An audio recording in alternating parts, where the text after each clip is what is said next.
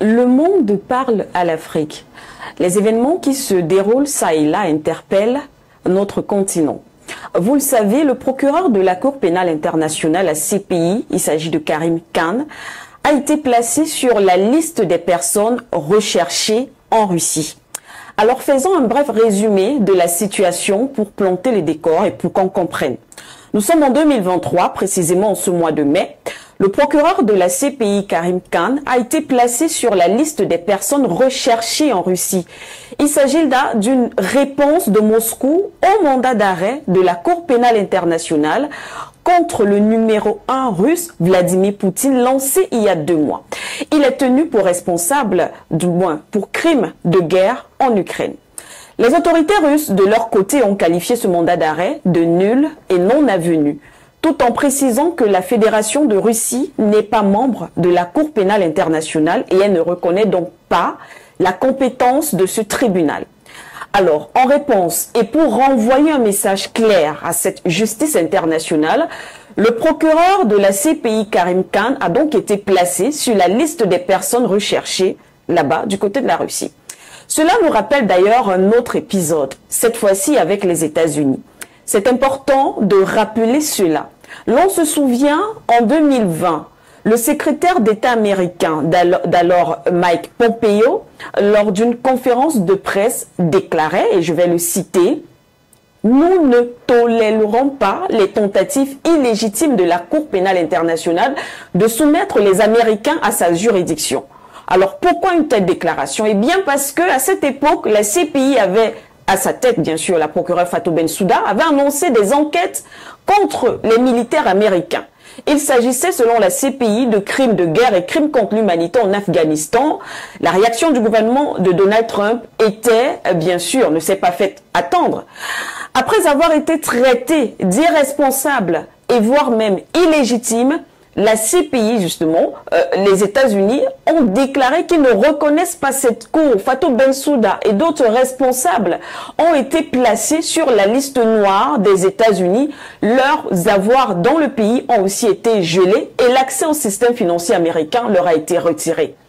Même s'il faut noter qu'à son arrivée au pouvoir, le président Biden a levé quand même ses sanctions. Mais cela avait quand même été pris. Des cas qui nous parlent, des cas qui nous interpellent. Depuis fort longtemps, la CPI a toujours été qualifiée de justice à 2 vitesses. D'autres diront même il s'agit d'une justice, bien sûr, qui fait de la chasse raciale.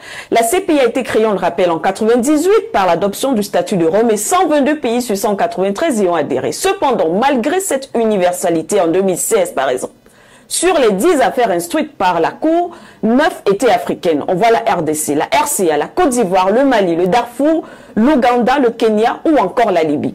C'est pourquoi de plus en plus, on parle d'une cour au service du néocolonialisme. La CPI est accusée de concentrer ses enquêtes uniquement sur les dirigeants africains. L'Union africaine elle-même avait ouvertement critiqué cette institution. En 2013, au cours d'un sommet, le premier ministre éthiopien de l'époque avait dénoncé une chasse raciale. On attend la Cour pénale internationale dans d'autres pays non africains. Il faut passer outre les enquêtes préliminaires dont on nous sert tout le temps quand il s'agit des États occidentaux. Des enquêtes qui n'aboutissent d'ailleurs jamais.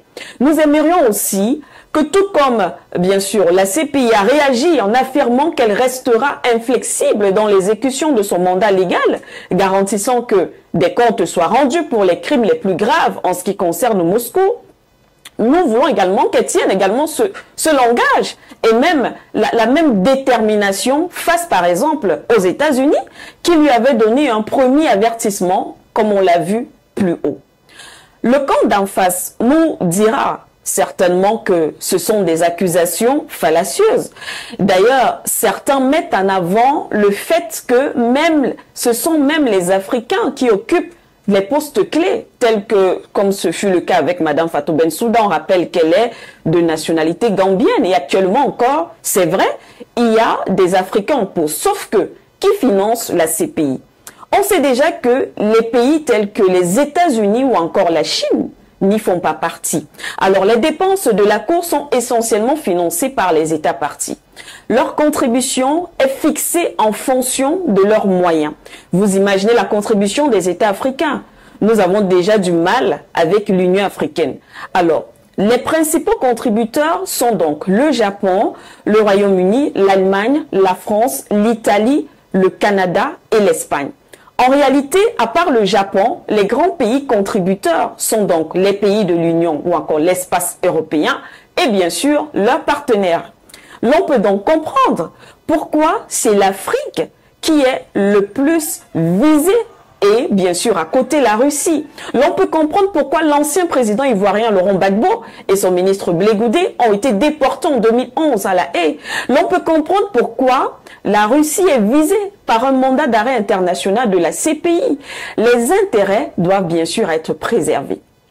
En 2020, par exemple, comme rappelle Amnesty International, le bureau du procureur a décidé de ne pas enquêter sur les crimes de guerre imputables aux forces britanniques en Irak, alors que ses propres conclusions confirmaient l'effectivité de ces crimes. Ensuite, il a été décidé en 2021 de ne plus accorder la priorité à une enquête sur les crimes de guerre commis en Afghanistan par les forces nationales américaine et afghane. Le procureur de la CPI, Karim Khan, a invoqué les contraintes de viabilité et de budget.